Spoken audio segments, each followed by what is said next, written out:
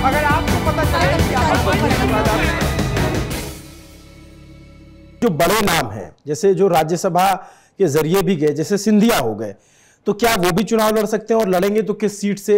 शिवराज सिंह चौहान एक बड़ा नाम जो अभी विधानसभा के बाद वो साइडलाइन हो गए, मुख्यमंत्री नहीं बन पाए, तो क्या इस तरीके के चेहरों को भी बीजेपी अपने टिकट पे उतार सकती है? देखिए, बिल्कुल बड़े लोगों को भी उतारा जाएगा और पार्टी ने पहले ही तय कर लिया था राज्यसभा चुनाव से पहले जो मंत्री 2 बार जिनके टर्म राज्यसभा के पूरे हो चुके हैं, जिनमें धर्मेंद्र प्रधान है, भूपेंद्र यादव है, मनसुख मंडाविया है, साथ में जो है वो पुरुषोत्तम रूपाला है, ये तमाम ऐसे लोग हैं जिनको कह दिया गया था कि आपको लोकसभा लड़ना होगा और उनसे पूछा भी गया कि आप कौन सी सीट ज्यादा प्रेफर करते हैं, कौन सी सीट जो है आपको ज्यादा सूट करती है, उसके नाम भी पूछे गए थे। तो मुझे लगता है कि मनसुख मंडाविया जो है वो भावनगर से अपना भाग्य आजमा सकते हैं। पुरुषोत्तम रूपाला जो है वो अमरेली और राजकोट से अपने भाग्य को आजमाएंगे और साथ ही साथ जो है वो भूपेंद्र यादव महेंद्रगढ़ भिवानी सीट से, या फिर ये कहा जा सकता है कि अलवर की सीट भी उनके लिए खाली है। मौका है क्योंकि महंत बाबा बालकनाथ जो है वो विधानसभा में पहुंच गए हैं, जो वहां से सांसद थे। इसी तरीके से धर्मेंद्र प्रधान जो है संबलपुर से चुनाव की तैयारी पहले से ही उन्होंने शुरू कर दी है।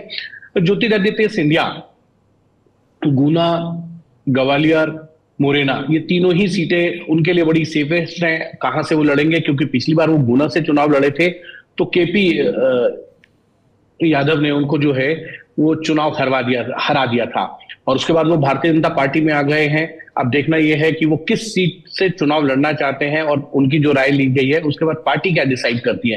लेकिन इतना जरूर है कि ज्योतिरादित्य सिंधिया पर पार्टी भरोसा कर सकती है, क्योंकि ग्वालियर रीजन में इस बार भारतीय जनता पार्टी का परफॉर्मेंस जो है वो उम्मीदों के मुताबिक गया। तो उसमें पार्टी का भी मानना है कि ज्योतिरादित्य सिंधिया का योगदान बहुत है। दूसरी तरफ शिवराज सिंह चौहान है भोपाल या विदिशा सीट, जिस विदिशा सीट से शिवराज सिंह चौहान जो है 3 बार जो है सांसद रहे हैं, तो ऐसे में उन्होंने भी अपनी चॉइस उनसे पूछी गई होगी तो विदिशा बताई होगी। लेकिन पार्टी के लिए भोपाल उनको लगता है कि ज्यादा सेफेस्ट सीट है और बीजेपी का गढ़ माना जाता है। वहां से साध्वी प्रज्ञा 2019 में चुनाव जीत के आई थी, लेकिन वो अपने विवादास्पद बयानों को लेकर हमेशा जो है वो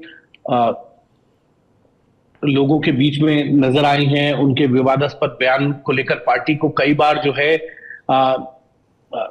नुकसान भी हुआ है और पार्टी इसको लेकर एम्बैरेस भी फील करती रही है। तो मुझे लगता है कि विदिशा या फिर भोपाल, शिवराज सिंह चौहान इन दोनों सीटों में से कहीं पे भी चुनाव लड़ सकते हैं। और साथ ही साथ जो है जिन लोकसभा जो राज्यसभा के जिनके टर्म्स अभी खत्म हुए 2024 में, उन सब सांसदों से भी पूछा गया था कि आपको कहां से चुनाव लड़ना है, तो उन सब लोगों ने भी अपने अपने जो उनकी पसंदीदा लोकसभा सीटें उनका नाम दिया था। तो मुझे लगता है कि ज्यादातर राज्यसभा के जिनके टर्म्स खत्म हुए हैं वो भी कहीं ना कहीं से लोकसभा चुनाव जो है जल्दी ही लड़ते नजर आएंगे।